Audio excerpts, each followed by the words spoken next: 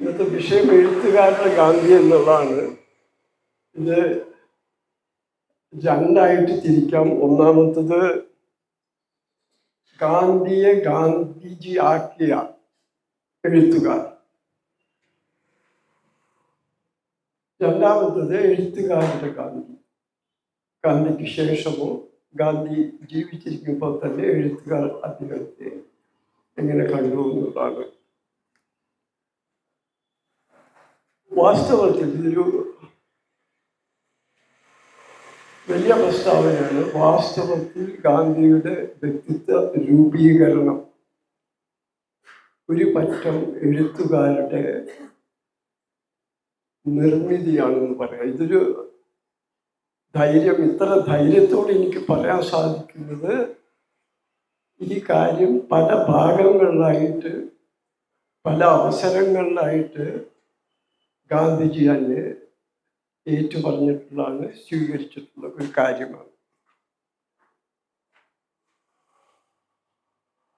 പരമ്പരാഗതമായി ഗാന്ധിജി കുട്ടിക്കാലത്ത് സ്വീകരിച്ച വിശ്വാസങ്ങൾ, ഈ വിശ്വാസങ്ങൾക്ക് മേലടരുകളായി പലതരത്തിൽ ഉള്ള എഴുത്തുകാരുടെ സ്വാധീനം. ഇതിൽ മിക്കവാറും എഴുത്തുകാർ, ഗാന്ധിജിയെ സ്വാധീനിച്ച മിക്കവാറും എഴുത്തുകാർ എല്ലാവരും പാശ്ചാത്യരായിരുന്നു. അപ്പൊ ഗാന്ധിയുടെ ജന്മനാ ലഭിച്ച പേരുകൾ എന്താണെന്ന് നോക്കാം. അദ്ദേഹം 1869 പോർബന്ദറിൽ കരംചന്ദ് ഉത്തംചന്ദ് ഗാന്ധിയുടെ നാലാമത്തെ ഭാര്യ പുത്ലിബായി. ഈ നാലാമത്തെ ഭാര്യ എന്ന് പറഞ്ഞാൽ 4 വിവാഹം കഴിച്ചു എന്നുള്ളതല്ല. ആദ്യത്തെ 2 ഭാര്യമാർ മരിച്ചു പോവുകയും മൂന്നാമത്തെ ഭാര്യയുടെ സമ്മതത്തോടു കൂടി സന്താനത്തിൻ്റെ ദൃഷ്ടിയിൽ അദ്ദേഹം പുത്ലിബായിയെ വിവാഹം ചെയ്തു. 4ാമത്തെ കുട്ടി 3ാമത്തെ മകനായി ഗാന്ധിജി ജനിച്ചു. അദ്ദേഹം ജനിച്ചു വീഴുന്ന ആ സമുദായത്തിൻ്റെ വിശ്വാസ പ്രമാണങ്ങൾ അദ്ദേഹം അതേപോലെ സ്വീകരിച്ചു. അതിലൊന്നാണ് സസ്യഭുക്കാവുക. അതിലും പ്രധാനമാണ് ഇവർ ഹിന്ദുക്കളുടെ ഇടയിൽ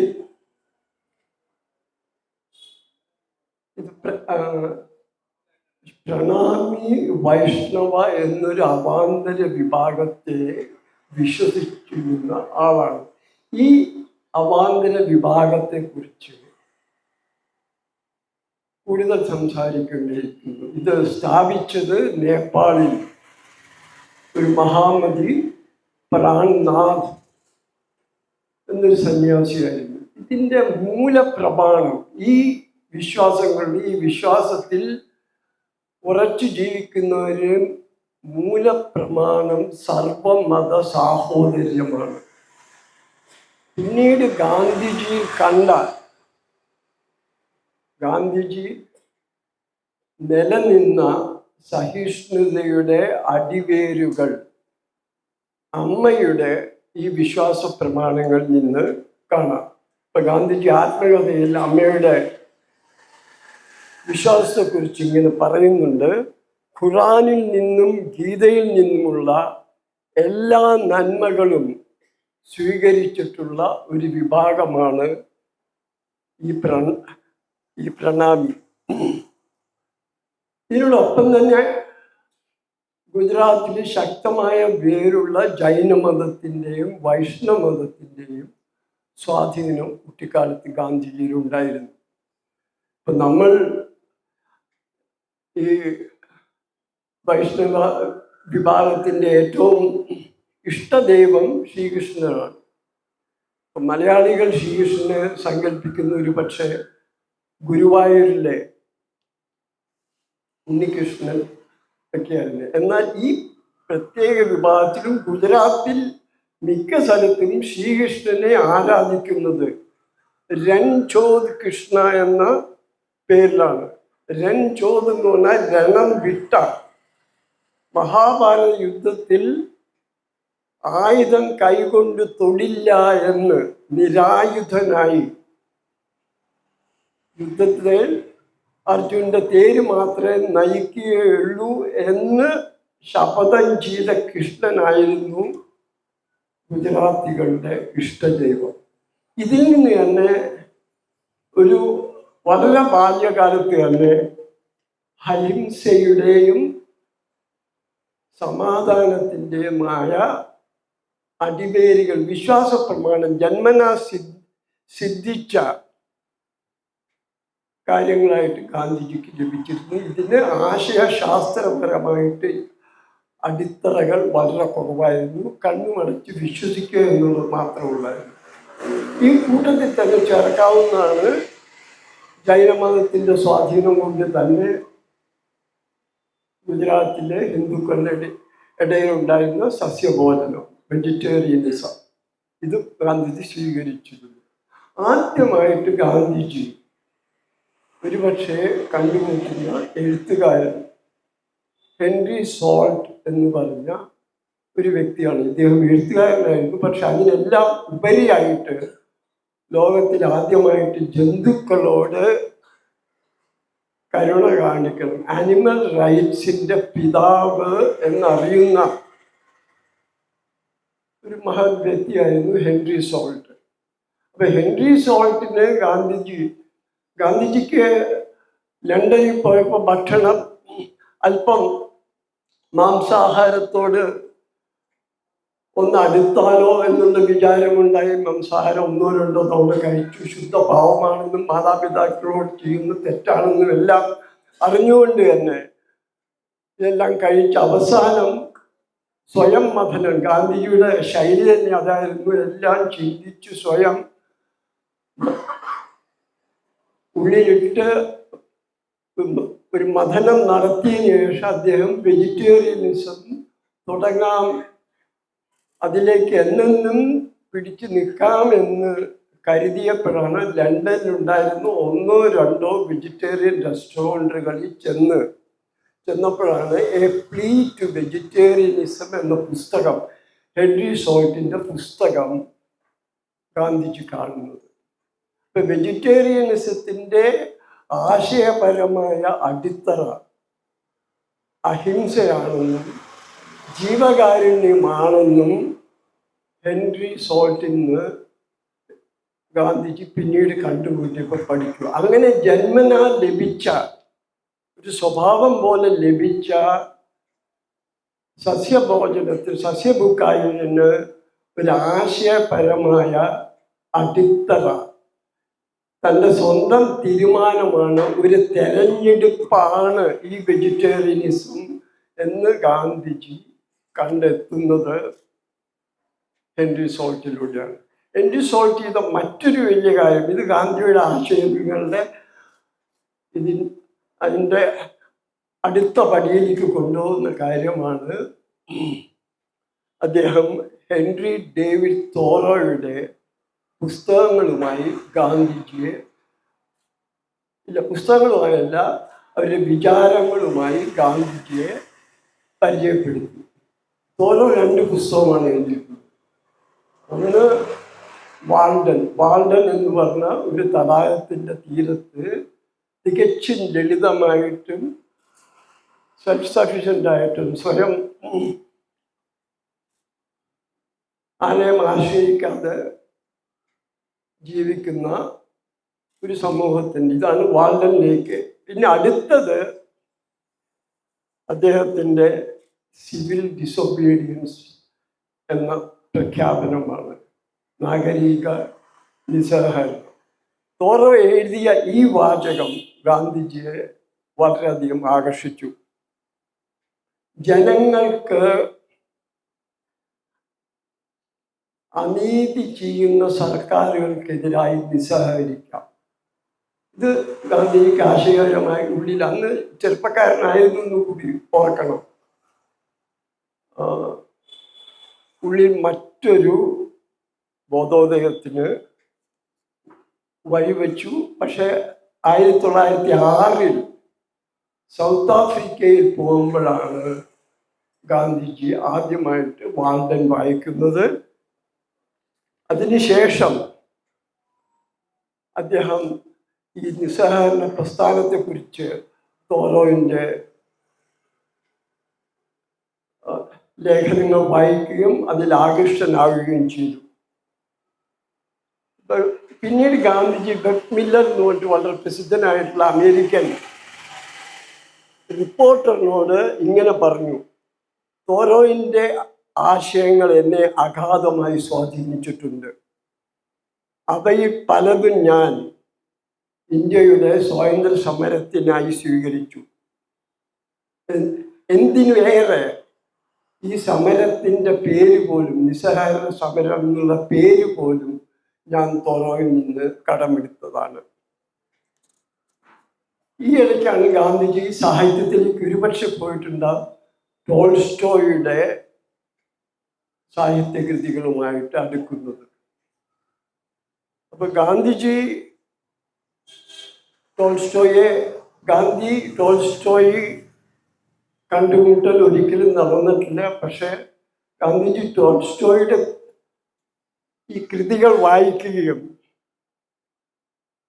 ടോൾസ്റ്റോയ് മുന്നോട്ട് വച്ച അഹിംസ, ലളിത ജീവിതം, മോറൽ ഇൻറ്റഗ്രിറ്റി, ധാർമ്മികമായ സമഗ്രത, ഇതെല്ലാം അവരെ തമ്മിൽ ബന്ധിപ്പിക്കുന്ന ശക്തമായ കണ്ണികളായിരുന്നു.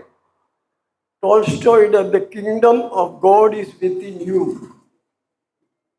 ദൈവത്തിൻ്റെ രാജ്യം നിന്റെ ഉള്ളിൽ തന്നെ ഉണ്ട് എന്ന ഗ്രന്ഥം ഗാന്ധിജി പലതവണ വായിച്ചു. ക്രിസ്തീയ ആശയങ്ങളിൽ അധിഷ്ഠിതമായ ടോൾസ്റ്റോയുടെ അരാജകത്വം, ക്രിസ്ത്യൻ അനാർക്കി ഗാന്ധിജിയെ വല്ലാതെ ആകർഷിച്ചു. തിന്മയ്ക്കെതിരായിട്ടുള്ള നിരായുധ പോരാട്ടമായിരുന്നു ടോൾസ്റ്റോയ് മുന്നോട്ട് വച്ച മറ്റൊരു ആശയം. ഇതിൽ നിന്നാണ് സത്യാഗ്രഹം, സത്യത്തിൻ്റെ ശക്തി അല്ലെങ്കിൽ ചെറുത്തുനിൽപ്പിൻ്റെ ശക്തി എന്ന ആശയത്തിലേക്ക് ഗാന്ധിജി പതുക്കെ അടുക്കുന്നത്. സ്നേഹവും അഹിംസയും സാമൂഹിക മാറ്റത്തിൻ്റെ ശക്തമായ ആയുധങ്ങളാണ് എന്ന് ടോൾസ്റ്റോയ് എഴുതുമ്പോൾ ഓർക്കുക, റഷ്യയിൽ നിന്നാണ് എഴുതുന്നത്. ടോൾസ്റ്റോയ് മരിച്ച് 7 വർഷങ്ങൾക്ക് ശേഷം അവിടെ രക്തരൂക്ഷിതമായിട്ടുള്ള ഒരു വിപ്ലവം നടക്കാൻ പോവുകയാണ്. അപ്പം അതിൻ്റെ അലയടികൾ ഒരുപക്ഷെ ടോൾസ്റ്റോയ്ക്ക് അനുഭവപ്പെട്ടിട്ടുണ്ടാകും. അതുകൊണ്ടാണ് അദ്ദേഹം അടിവരയിട്ട് പറഞ്ഞത് സ്നേഹവും അഹിംസയും സാമൂഹ്യ മാറ്റത്തിനുള്ള ശക്തമായ പണിയായുധങ്ങളാണ്.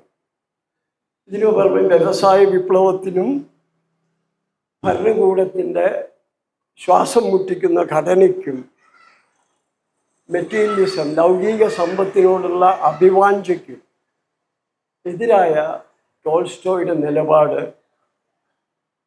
ഗാന്ധിജിയുടെ പിന്നീട് വന്ന സാമ്പത്തിക ശാസ്ത്രം, സാമ്പത്തിക പ്രത്യയങ്ങൾക്ക് അടിത്തറയിട്ടു. വികേന്ദ്രീകൃതമായ ഭരണത്തിന് വേണ്ടി ആദ്യമായി ഗാന്ധിജി സ്വീകരിച്ച, ഗാന്ധിയിലെത്തിയ ആശയങ്ങൾ ടോൾസ്റ്റോയുടെയാണ്. ഇതിൻ്റെ ഒരു അന്തിമ രൂപമായിട്ട് നമുക്ക് അദ്ദേഹം മുന്നോട്ട് വച്ച ഗ്രാമസ്വരാജ് എന്ന സങ്കല്പത്തെ കാണാം. 1909 ഗാന്ധിജി സൗത്ത് ആഫ്രിക്കയിൽ നിന്ന് ടോൾസ്റ്റോയ്ക്ക് ഒരു എഴുത്തെഴുതുന്നു. ബ്രിട്ടീഷ് അടിമത്തത്തിൽ നിന്ന് എങ്ങനെ ഇന്ത്യക്ക് മോചനം പ്രാപിക്കാം. ടോൾസ്റ്റോയുടെ മറുപടി 1910 വന്നത്. ആ മറുപടി ലോകമെമ്പാടും പ്രസിദ്ധീകരിക്കപ്പെട്ടു. A letter to a Hindu, ഒരു ഹിന്ദുവിനുള്ള മറുപടി എന്ന പേരിലാണ് ടോൾസ്റ്റോയ് ഗാന്ധിജിക്ക് അയച്ച മറുപടി. അതിൽ ടോൾസ്റ്റോയ് പറയുന്ന കാര്യം ഇതാണ്: അക്രമരഹിതമായ നിരായുധമായ ചെറുത്തുനിൽപ്പ് മാത്രമാണ് അതിനുള്ള മാർഗം. 1909 ഗാന്ധിജി ടോൾസ്റ്റോയ്ക്ക് കത്തെഴുതുന്നത്. 1910 അതിൻ്റെ മറുപടി വരുന്നു. 1910 ടോൾസ്റ്റോയ് അന്തരിക്കുന്നു. അതേ വർഷം ഗാന്ധിജി സമൂഹ ജീവിതത്തിലും മറ്റുള്ള അദ്ദേഹത്തിൻ്റെ പരീക്ഷണങ്ങളുടെ ഭാഗമായി ചില ഫാമുകൾ സ്ഥാപിക്കുകയുണ്ടായി. 1910 ഗാന്ധിജി സൗത്ത് ആഫ്രിക്കയിൽ സ്ഥാപിച്ച ഫാമിൻ്റെ പേര് ടോൾസ്റ്റോയ് ഫാം എന്നായിരുന്നു. ടോൾസ്റ്റോയുടെ ഒപ്പം തന്നെ ഗാന്ധിജിയെ ആകർഷിച്ച മറ്റൊരു എഴുത്തുകാരനായിരുന്നു ജോൺ റസ്കിൻ. ജോൺ റസ്കിൻ എഴുത്തുകാരൻ മാത്രമല്ല, വലിയ കലാനിരൂപകനായിരുന്നു, കലാകാരനായിരുന്നു, സാമൂഹ്യ വിമർശകനായിരുന്നു. അപ്പം റസ്കിൻ്റെ അൺഡു ദിസ് ലാസ്റ്റ്, ഈ അന്ത്യത്തിലേക്ക് എന്ന പുസ്തകം ഗാന്ധിജിയെ വല്ലാതെ ആകർഷിച്ചു. അതിൽ തൊഴിലിൻ്റെ മഹത്വം, ഇത് ഗാന്ധിജിയിൽ സ്വാശ്രയ ബോധവും തൊഴിലിൻ്റെ അഭിമാനവും സ്വയം പര്യാപ്തതയും എല്ലാം നൽകണമെന്നുള്ള, എല്ലാ വ്യക്തിക്കും നൽകണമെന്നുള്ള ആഗ്രഹം ജനിപ്പിച്ചു. ഒരുപക്ഷെ അതിൻ്റെ പരിസമാപ്തിയായിരിക്കും ചർക്ക എന്ന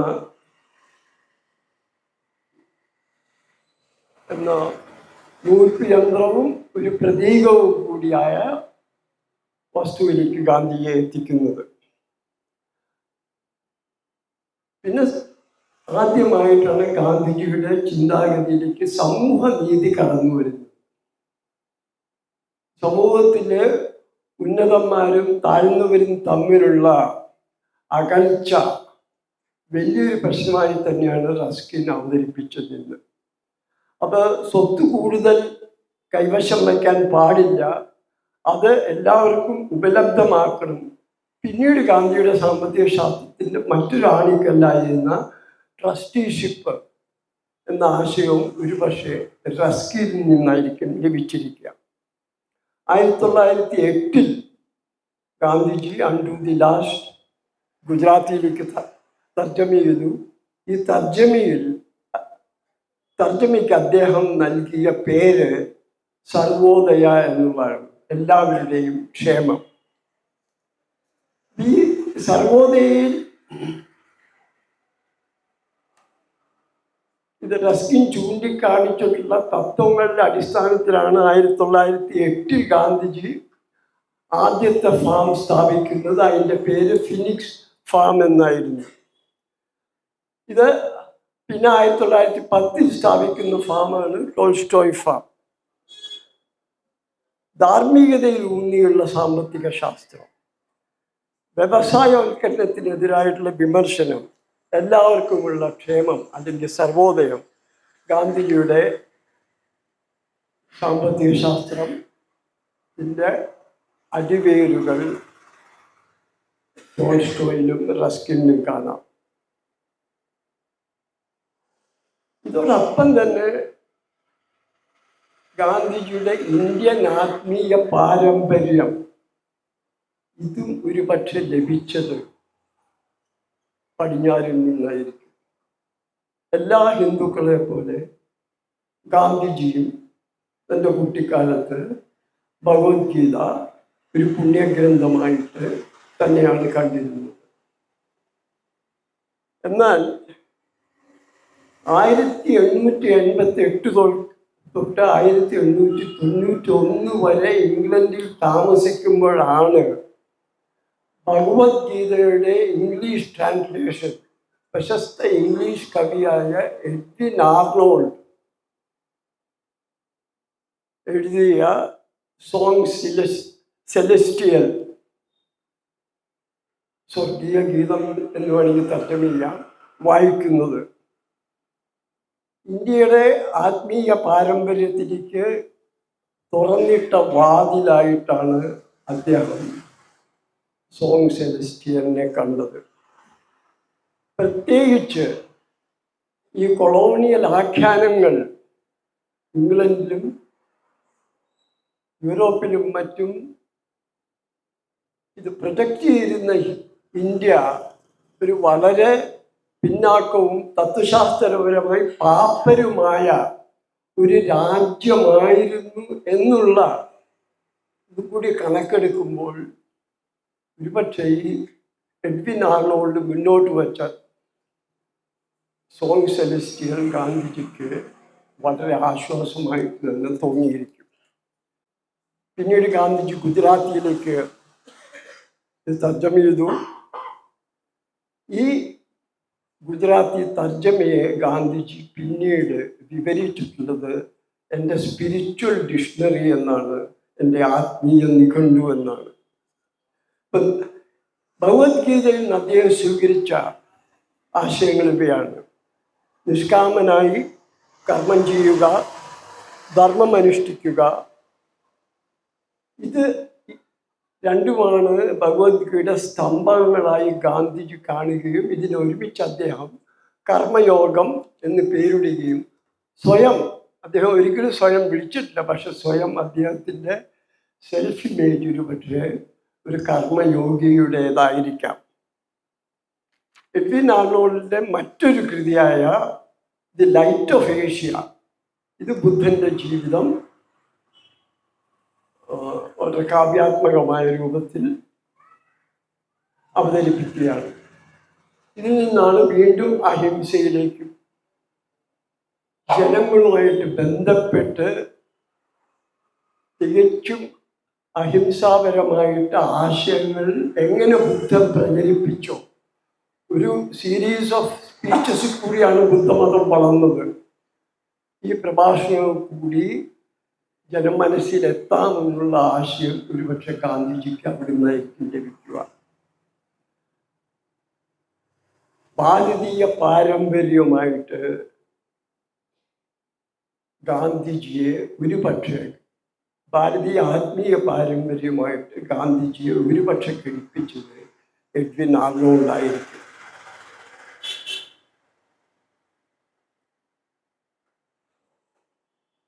ആത്മകഥയിൽ അദ്ദേഹം പറയുന്നുണ്ട്, ടൈംലെസ് വിസ്ഡം ഓഫ് ഗീത അദ്ദേഹത്തിന് പകർന്നു കിട്ടിയത് എഡ്വിൻ ആർണോൾഡിൽ നിന്നാണ്.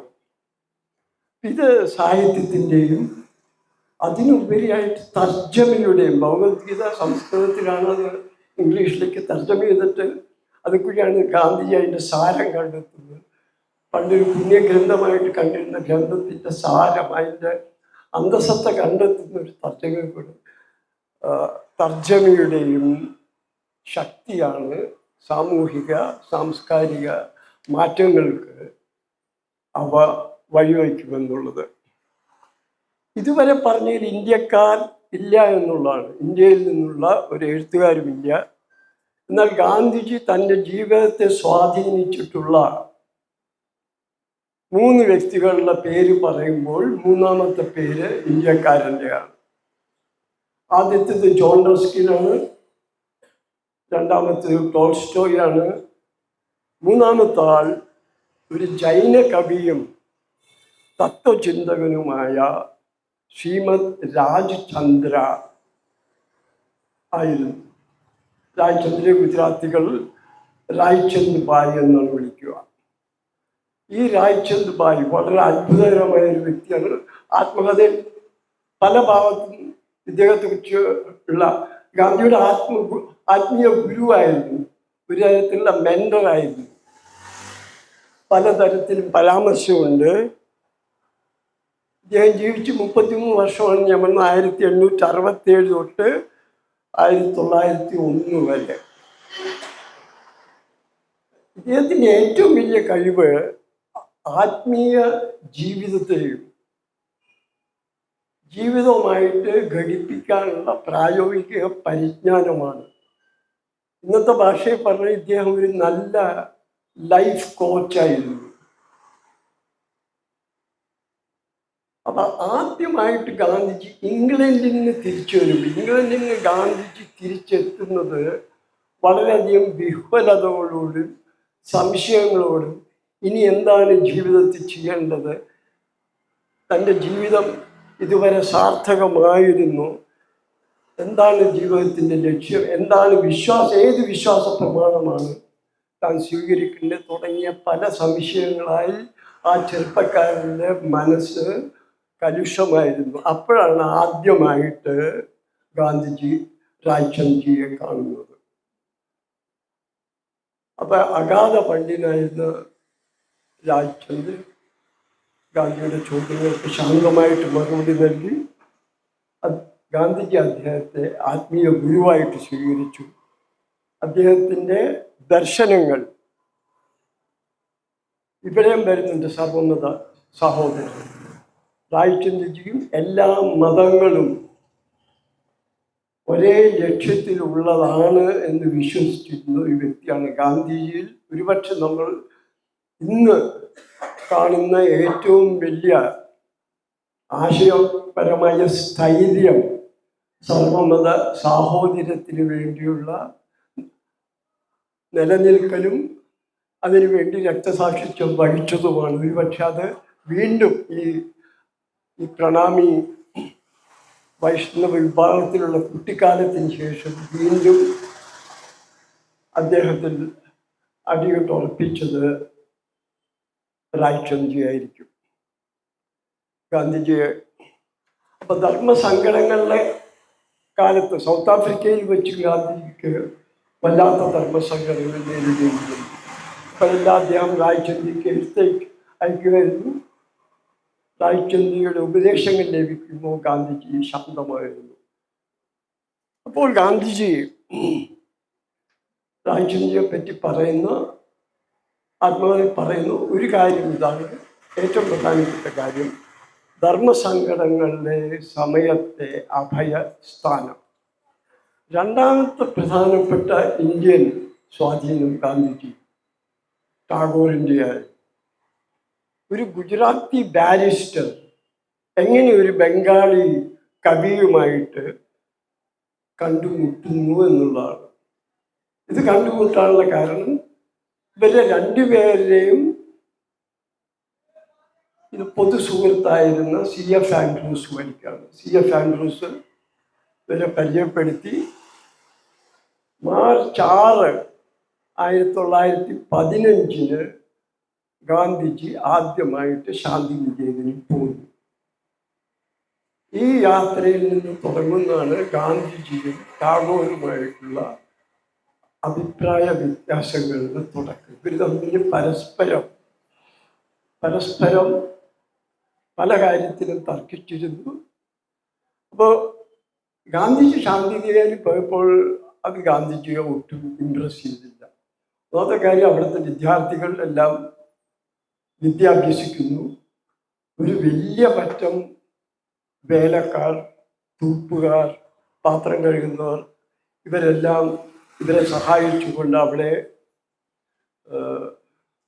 ഈ കുട്ടികൾക്ക് പരമ സൗഖ്യവും യാതൊരു രീതിയിലുള്ള സ്വാശ്രയത്തിലുള്ള പരിശീലനവും നൽകാതെ അവിടെ ഉണ്ടായിരുന്നു. ഗാന്ധിജി ഇത് ശരിയല്ല എന്ന് പറയുകയും ഇതാരോ ടാഗോറിനെ അറിയിക്കുകയും ചെയ്തു. അപ്പോൾ ടാഗോർ ആ നിമിഷം ഇത് പറഞ്ഞ ബംഗാളിയാണ്. സബ് കജെ ഹദ് ലഗായി മൂല, ഇതെല്ലാം നിർത്തലാക്കുന്നുണ്ട്. എന്നിട്ട് കുട്ടികൾ സ്വാശ്രയമായിട്ട് ഈ വൃത്തിയാക്കലും മറ്റും ചെയ്യാൻ തുടങ്ങി. ഇതാണ് ഗാന്ധിജിയുടെ ഇൻഫ്ലുവൻസ് ടാഗോറിൽ ആദ്യമായിട്ട് തുടങ്ങുന്നത്. പിന്നെ 1920 സ്വാതന്ത്ര്യ സമരം തുടങ്ങി. സ്വാതന്ത്ര്യ സമരത്തിൻ്റെ ഒരു പ്രധാന കാര്യം സ്കൂളുകൾ ബോയ്ക്കോട്ട് ചെയ്യുക എന്നുള്ളതാണ്, വിദ്യാഭ്യാസ സ്ഥാപനങ്ങൾ അടച്ചിടുക എന്നുള്ളതാണ്. ശാന്തിനികേതനിലെ വിദ്യാർത്ഥികൾ ടാഗോറിൻ്റെ അടുത്ത് അനുവാദം ചോദിച്ചു. ടാഗോർ സമ്മതിച്ചില്ല. എന്നിട്ട് ടാഗോർ എഴുതുന്നുണ്ട്, ഞാൻ സമ്മതിക്കാത്തതുകൊണ്ട് വിദ്യാർത്ഥികൾ വളരെ പ്രക്ഷുബ്ധരായിരുന്നു. അവർ വിചാരിക്കുന്നുണ്ടാവും എനിക്ക് ദേശസ്നേഹമില്ല എന്ന്. പക്ഷേ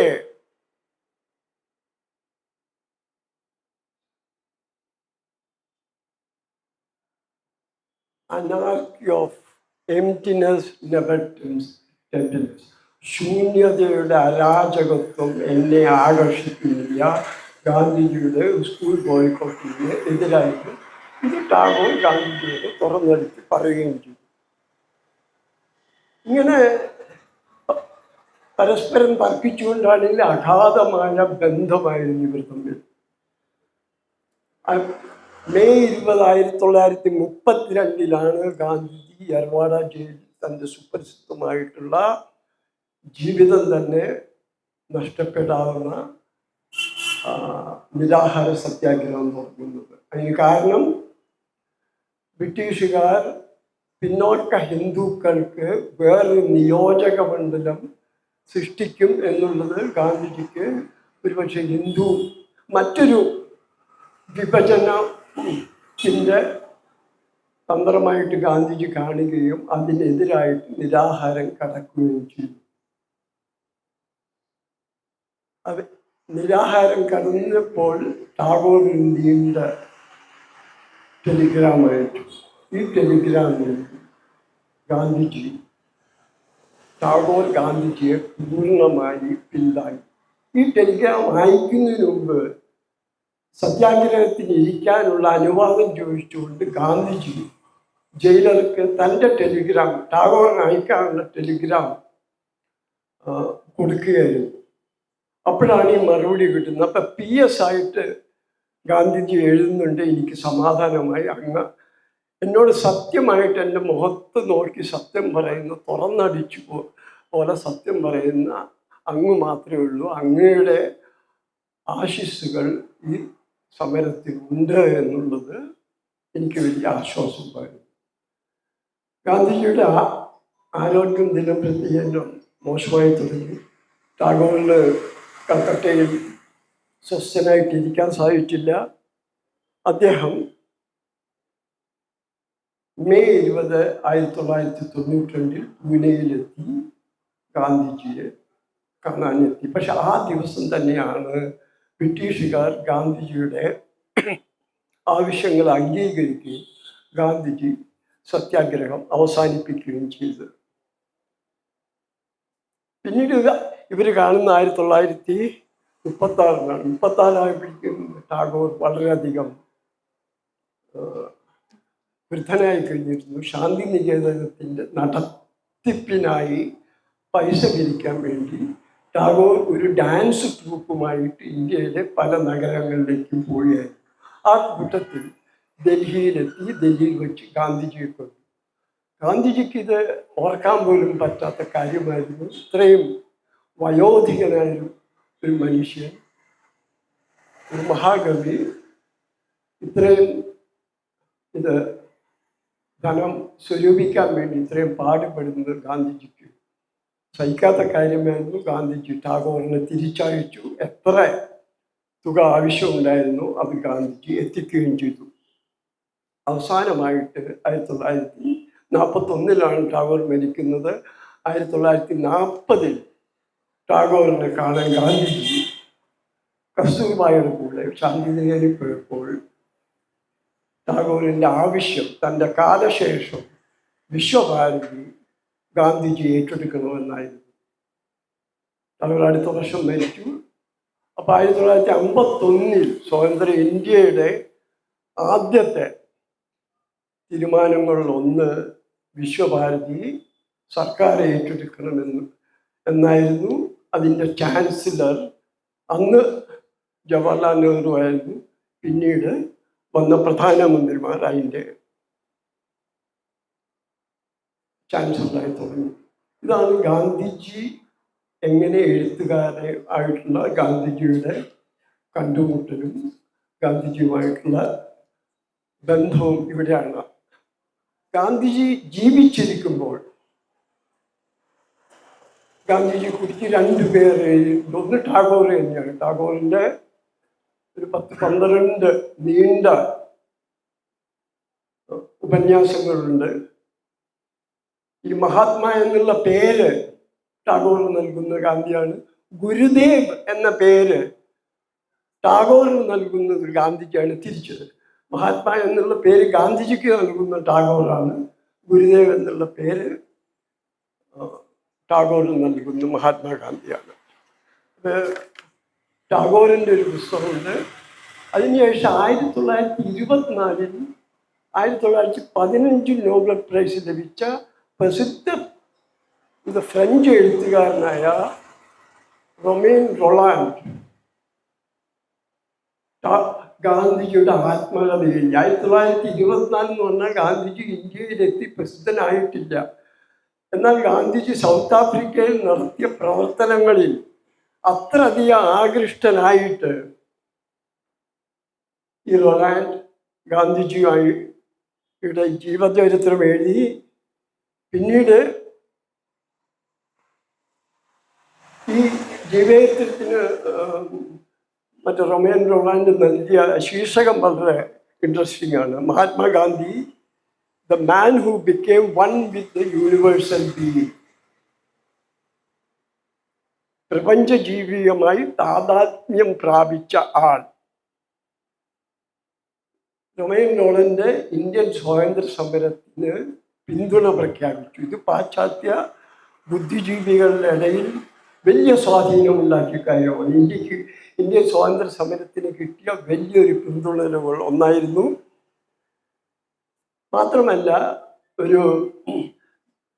ഇത് മാഗ്ഡലിൻ സ്ലേഡ് എന്ന് പറഞ്ഞ് ഒരു ബ്രിട്ടീഷ് യുവതി റൊളാൻഡിനെ കാണാൻ ചെന്നപ്പോൾ ജീവിതത്തിൻ്റെ അർത്ഥം തേടി, 14 വയസ്സായിരുന്നുള്ളൂ, ജീവിതത്തിൻ്റെ അർത്ഥം തേടിയുള്ള ഈ യുവതിയുടെ പ്രയാണത്തിലൊരിക്കൽ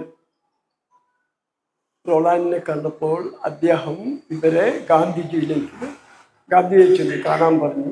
അവരാണ് പിൽക്കാലത്ത് നമുക്കെല്ലാം അറിയാവുന്ന പോലെ മീരാബെൻ.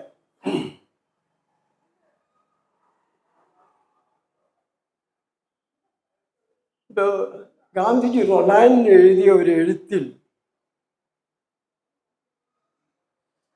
സ്വാതന്ത്ര്യ സമരത്തിൽ റൊളാൻഡ് വഹിച്ച പങ്കിനെ അദ്ദേഹം പൂർണ്ണത അംഗീകരിക്കുന്നുണ്ട്. അദ്ദേഹം ഇങ്ങനെ എഴുതിയത്: you have made the west understand the east better than any other European.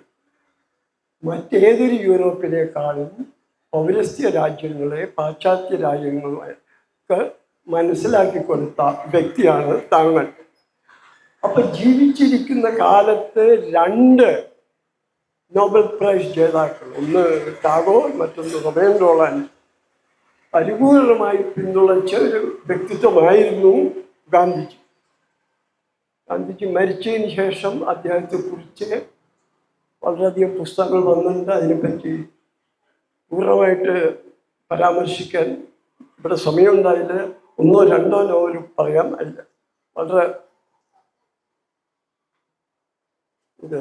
വളരെ പ്രശസ്തമായതല്ല, പക്ഷെ പ്രാധാന്യമുള്ളത്. 1962 സ്റ്റാൻലി വോൾപോർട്ടിൻ്റെ 9 Hours to Rama എന്നുള്ള പുസ്തകം വന്നു. ഈ 9 Hours to Rama എന്നുള്ള പുസ്തകം ഗാന്ധിജിയുടെ ജീവിതത്തിലെ അവസാനത്തെ 9 മണിക്കൂറുകൾ അതിൻ്റെ പോയിന്റ് ഓഫ് വ്യൂ, അതിൻ്റെ POV ഗോഡ്സെയുടെ കണ്ണുകളിൽ കൂടി കാണിക്കും ഗോഡ്സെ എങ്ങനെ തീവ്രവാദിയായി. ഒരു നേരിയ ഗോഡ്സെയെ ന്യായീകരിക്കാനുള്ള ശ്രമം ഉണ്ടായിരുന്നു എന്ന് അന്നത്തെ ഭരണാധികാരികൾ സംശയിച്ചു. 1962 സ്വാതന്ത്ര്യം കിട്ടിയിട്ട് 15 വർഷമായിട്ടുള്ളൂ. വലിയ ഹിന്ദു മുസ്ലിം കലാപം നേരിട്ട സമയമാണ്. നെഹ്റു ഈ പുസ്തകം ബാൻ ചെയ്തു. അഭിപ്രായ സ്വാതന്ത്ര്യത്തിനും പാശ്ചാത്യ ലിബറലിസത്തിനും വേണ്ടി നിലനിന്നിരുന്ന നെഹ്റു ഈ പുസ്തകം ബാൻ ചെയ്യുകയാണ് ചെയ്തു. അത് ആദ്യമായിട്ട് ഇന്ത്യക്ക് സ്വാതന്ത്ര്യം കിട്ടുമോ ഉടനെ രാമ റീടോൾഡ് എന്ന് പറഞ്ഞിട്ടൊരു മലയാളിയുടെ പുസ്തകമുണ്ട്, ഒബ്രി മേനോൻ്റെ. രാമായണത്തെ വേറെ രീതിയിൽ വ്യാഖ്യാനിക്കാനുള്ള ഒരു ശ്രമമായിരുന്നു ഈ പുസ്തകം. 1951 സ്വാതന്ത്ര്യം കിട്ടി റിപ്പബ്ലിക് ആവുന്നതിന് 1 കൊല്ലത്തിന് ശേഷം അതിനെ നെഹ്റു ബാൻ ചെയ്തു. അതിനും കാരണം ഇതായിരുന്നു: ഈ തീവ്ര മതവികാരങ്ങളെ ഇടയ്ക്ക് മറിക്കാൻ ഈ പുസ്തകത്തിന് സാധിക്കുമോ എന്നുള്ള പേടിയായിരുന്നു. പിന്നെ ഒരു പ്രധാനപ്പെട്ട എല്ലാം പ്രധാനപ്പെട്ടാണ് നാഴികക്കല്ല് പുസ്തകങ്ങളൊന്ന് ദിനകർ ജോഷിയുടെ മഹാത്മാ വേഴ്സസ് ഗാന്ധി എന്നൊരു പുസ്തകം. ഈ തരത്തിലുള്ള കുറേ പുസ്തകങ്ങൾ വന്നിട്ടുണ്ട് ഗാന്ധിയുടെ കുടുംബജീവിതത്തെക്കുറിച്ച്. ഗാന്ധിയും ഗാന്ധിയുടെ മക്കളുമായിട്ടുള്ള ബന്ധം സുഖകരമായിരുന്നില്ല. ഈ പുസ്തകത്തിൽ ഒരു വാചകം ഞാൻ വായിക്കാം, അതിന് മനസ്സിലാവും ഇതിൻ്റെ കഥാതന്തു എന്താണെന്ന്. Bapu has failed to convince two people in his life. One was Jinnah, the other was Harilal. Harilal എന്ന് പറഞ്ഞാൽ ഗാന്ധിയുടെ മകനായി.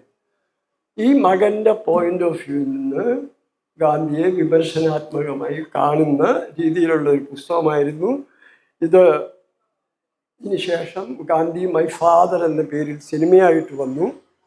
അതിശക്തമായിട്ടുള്ള ഗാന്ധി വധത്തെ ന്യായീകരിച്ചുകൊണ്ടുള്ള ഒരു പുസ്തകം, ഒരു മറാഠി പ്ലേ മേ നാഥുറാം ഗോഡ്സെ ബോൾത്തെ. ഇത് പ്രദീപ് ദാൽവി എന്നൊരാൾ എഴുതിയതാണ്. ഇത് നമുക്കെല്ലാം അറിയാം, ഗാന്ധി വധത്തിനുള്ള വിചാരണയ്ക്കിടയിൽ ഗോഡ്സെയുടെ നീണ്ട പ്രസ്താവനകളുണ്ടായിരുന്നു. ഈ പ്രസ്താവനകളെ അവലംബപ്പെടുത്തി എഴുതിയൊരു മറാഠി പ്ലേ ആണ്. അത് വളരെയധികം അന്തരീക്ഷം കലുഷിതമാക്കുകയും ഇത് ക്രമസമാധാന നില വഷളാക്കുകയും പലതരത്തിൽ നിരോധിക്കപ്പെടുകയും ചെയ്തു. ഗാന്ധിജി ഒരുപക്ഷെ 1980-കളിൽ ലോകത്തിൻ്റെ മുമ്പിൽ കാഴ്ചവച്ചത് അറ്റംബറയുടെ ഗാന്ധി, ഇത് സിനിമയാണ്, പുസ്തകമല്ല. അറ്റംബറയുടെ ഗാന്ധി ഇതിനെക്കുറിച്ച് പരാമർശിക്കാതെ നിർത്തില്ല. കാരണം നമ്മുടെ പ്രധാനമന്ത്രി പറഞ്ഞു പശ്ചാത്തല ഗാന്ധിയെ അറിയാൻ തുടങ്ങിയത് അറ്റംബറയുടെ ഗാന്ധി കണ്ടതിന് ശേഷം എന്നുള്ളതാണ്. അപ്പം ഈ ഗാന്ധിയുടെ ഇന്നത്തെ കാലത്തെ പാശ്ചാത്യരുടെ ഇടയിലുള്ള ബിംബനിർമ്മാണത്തിൽ വളരെ പ്രധാനമായ ഇത് പങ്കുവഹിച്ചിട്ടുള്ളത് ഒരു സിനിമയാണ് ഗാന്ധി. ഇതിൽ അന്നത്തെ കാലം തന്നെ മലയാളത്തിൽ ശക്തമായൊരു വിമർശനം വന്നു. അത് രവീന്ദ്രൻ, ചിന്ത രവി എഴുതിയതാണ്. അതിനൊരു ഗാന്ധി എന്ന ഒരു പാരഗ്രാഫ് ഞാൻ വായിക്കാം. ഗാന്ധി എന്ന സിനിമയ്ക്ക് പ്രമേയപരമായി 2 മുഖങ്ങളുണ്ടെന്ന് കാണുക വിഷമമല്ല. അവയിലൊന്ന് ഗാന്ധിജിയുടെ ജീവചരിത്രത്തെ സംബന്ധിച്ചതാണ്, തർക്കമില്ല. മറ്റതാവട്ടെ ഗാന്ധിജിയുടെ നേതൃത്വ ഗുണങ്ങളെയും മഹാത്മ്യത്തെയും കണ്ടെത്തുകയും അംഗീകരിക്കുകയും വാഴ്ത്തുകയും ചെയ്ത വെള്ളക്കാരുടെ മഹാമനസ്കതയെ സംബന്ധിച്ചിട്ടുള്ളതാണ്. അപ്പോൾ വെള്ളക്കാരെ ശത്രുക്കളായിട്ട് സ്വാതന്ത്ര്യ സമരത്തിൽ അവർ മറുപക്ഷത്ത് നിൽക്കുന്നവരാണ്. ഒരു രാജ്യ അടിമത്തത്തിൽ നിന്ന് സ്വാതന്ത്ര്യം വീണ്ടെടുക്കാൻ ശ്രമിക്കുന്നതിൻ്റെ നേതൃത്വം വഹിക്കുന്ന ആളാണ് ഗാന്ധി. പക്ഷേ ഈ വെള്ളക്കാരുടെ സൗമനസ്യത്തെ വീണ്ടും വീണ്ടും വാഴ്ത്തുന്നതിലൂടെയാണ് ഗാന്ധി എന്ന സിനിമയ്ക്ക് ഒരു സർവലൗകിക താല്പര്യം ജനിപ്പിക്കാൻ സാധിച്ചിട്ടുള്ളത് എന്നാണ് രവീന്ദ്രൻ ചൂണ്ടിക്കാണിക്കുന്നത്. വീണ്ടും രവീന്ദ്രൻ പറയുന്നുണ്ട്, അറ്റംബറയെ സംബന്ധിച്ചിടത്തോളം ഗാന്ധിയുടെ ഒരു മഹാത്മ്യം മീരാബെൻ, ആൻഡ്രൂസ് എന്നിവരെ പോലെയുള്ള ബ്രിട്ടീഷ് ലിബറുകളാൽ കണ്ടെത്തപ്പെട്ടു എന്നുള്ളതാണ്. ഇത് സത്യമാണ്. ചരിത്രപരമായിട്ട് ഗാന്ധി പതിവ് ഹോളിവുഡ് സിനിമയുടെ നിലവാരം പുലർത്തുന്നു. പക്ഷേ വ്യക്തമായിട്ടൊരു കാര്യം പറയാം, ഇത് ഗാന്ധിജി എന്നുള്ളത് എന്നും പടിഞ്ഞാറൻ നാടുകളിലെ പാഠപുസ്തകങ്ങൾ ഉള്ള ഒരു പേരാണ്. ഒരു ചൂണ്ടിക്കാണിച്ച പോലെ എല്ലാ നഗരങ്ങളിലും ഗാന്ധി സ്ക്വയറും എംജി റോഡും എല്ലാം ഉണ്ട്. പക്ഷെ ഗാന്ധിജി എങ്ങനെയുള്ള വ്യക്തിയായിരുന്നു, അദ്ദേഹത്തിൻ്റെ ജീവചരിത്രത്തെക്കുറിച്ച് ആശയപരമായിട്ടുള്ള ഒരു ധാരണ നൽകുന്നതിൽ ഈ ചിത്രമാണ് വിജയിച്ചത്. അതിനുശേഷം ഇന്ത്യയുടെ സ്വാതന്ത്ര്യ സമരവും ആ കാലഘട്ടത്തെ പറ്റി പ്രതിപാദിക്കുന്ന ഇത് പല നോവലുകളിലും ഗാന്ധിജി വന്നിട്ടുണ്ട്. മുഖ്യപ്രമേയമായിട്ടല്ല ഏറ്റവും അടുത്ത കാലത്ത് ഇറങ്ങിയ അരുന്ധതി റോയുടെ മിനിസ്ട്രി ഓഫ് അറ്റ്മോസ്റ്റ് ഹാപ്പിനെസ്, ഒരു ഗാന്ധിജിയെ പറ്റി തന്നെ ഒരു നോവൽ വന്നിട്ടുണ്ട്, ജോൺ എ വില്യംസിൻ്റെ ദി ഗ്രേറ്റ് സോൾ എന്ന പേരിൽ. Shadow lines, midnight children തുടങ്ങി പല, ഷാഡോ ലൈൻസ് അമിതാഭ് ഘോഷിൻ്റെയാണ്, മിഡ് നൈറ്റ് ചിൽഡ്രൻ സൽമാൻ റുഷ്ദിയുടെ തുടങ്ങിയ പല നോവലുകളിലും ഗാന്ധിജി പ്രമേയമല്ലെങ്കിലും ഗാന്ധിജി അന്തരീക്ഷത്തിൽ ഉണ്ട്. ഇതുപോലെ തന്നെ ഇന്ത്യൻ ഭാഷകളിൽ, നമ്മുടെ ഭാഷയിൽ തകഴിയുടെ കയറിൽ സ്വാതന്ത്ര്യ സമരത്തിൻ്റെ പശ്ചാത്തലത്തിലാണ് ഗാന്ധിയുടെ. ബഷീറിൻ്റെ പ്രസിദ്ധമായിട്ടുള്ള, ഗാന്ധിജിയെ പറ്റി ബഷീർ ഒരു വലിയ പ്രസിദ്ധമായിട്ടുള്ള വാക്യമുണ്ട് കുട്ടിക്കാലത്ത്. അത് നമ്മുടെ സ്വാഗത പ്രസംഗികൾ മറന്നുപോയി. ഞാൻ ഗാന്ധിജിയെ തൊട്ടു എന്ന് പറഞ്ഞുകൊണ്ട് ബഷീർ വീട്ടിൽ ചെന്ന് കുട്ടിയായ ബഷീർ വീമ്പളക്കുന്നുണ്ട്. പിന്നെ ഗാന്ധിക്ക് പല രീതിയിലുള്ള പല മാധ്യമങ്ങളിലും, ഇന്ത്യൻ ഭാഷകളിലുണ്ട്, പല മാധ്യമങ്ങളിലും ഗാന്ധിജി കൂടുതൽ പ്രാപ്യമാണ്. ഇപ്പം ചിൽഡ്രൻ ലിറ്ററേച്ചറിൽ ഗാന്ധിജിക്ക് ഒരു വേലിയേറ്റം ഉണ്ടായിക്കൊണ്ടിരിക്കുകയാണ്. കസൂക്കി എബൈൻ്റെ ഒരു പുസ്തകം, ഗാന്ധി എ മാംഗോ ബയോഗ്രഫി, സചിത്ര രൂപത്തിലുള്ള ഗാന്ധിയുടെ ബയോഗ്രഫി ഒരു ബെസ്റ്റ് സെല്ലറാണ്. ഇതാണ് എഴുത്തുകാരുടെ ഗാന്ധി. അദ്ദേഹം അതുപോലെ തന്നെ തുടരും. മലയാളത്തിൽ അടുത്ത കാലത്ത് ശ്രീ വിനോദ് കൃഷ്ണയുടെ ഒരു ബൃഹത്തായ നോവൽ നയനൻ ബരേറ്റ എന്ന പേരിൽ പുറത്തിറങ്ങിയിട്ടുണ്ട്. ഇത് ഈ നയനൻ ബരേറ്റ എന്ന് പറയുന്നത് ഗാന്ധിയെ വധിക്കാൻ ഉപയോഗിച്ച റിവോൾവറാണ്. അതിന് നീണ്ട ചരിത്രമാണ്. പക്ഷേ ഈ നോവലിൻ്റെ കേന്ദ്ര പ്രമേയം അത് ഗാന്ധി മ്യൂസിയത്തിൽ 1914 വരെ പ്രദർശനത്തിന് വച്ചിരുന്നു. അതിനുശേഷം അത് ഉള്ളിലേക്ക് മാറ്റപ്പെട്ടു. ഗാന്ധിജിയുടെ തോക്കിൻ്റെ അസാന്നിധ്യം എന്താണ് ചൂണ്ടിക്കാട്ടുന്നത് എന്നന്വേഷിക്കുന്ന ഒരു നോവലാണ് ശ്രീ വിനോദ് കൃഷ്ണയുടെ. ഇത് മലയാളത്തിൽ വന്നതിൽ എനിക്ക് വലിയ സന്തോഷമുണ്ട്. അപ്പോൾ മലയാളത്തിലെ എഴുത്തുകാർ ഗാന്ധിജിയെ പറ്റി സംസാരിച്ച് പോരടിക്കുന്ന ഈ സമയത്ത് നമ്മൾ മനസ്സിലാക്കേണ്ട ഒരു കാര്യം, അവർക്ക് ഹിന്ദുത്വ ശക്തികൾക്ക് ഇവിടുത്തെ കമ്മ്യൂണിസ്റ്റുകാരോ കോൺഗ്രസ്സുകാരോ പ്രശ്നമില്ല. പക്ഷെ ഗാന്ധിജി അവർക്ക് എന്നും ഭയപ്പെടേണ്ട ഒരു രൂപമാണ്. അതുകൊണ്ടാണ് ആ ബരേറ്റ തോക്ക് അവിടെ നിന്ന് ഉള്ളിലെ അലമാരയിലേക്ക് മാറിയത്. നന്ദി, നമസ്കാരം.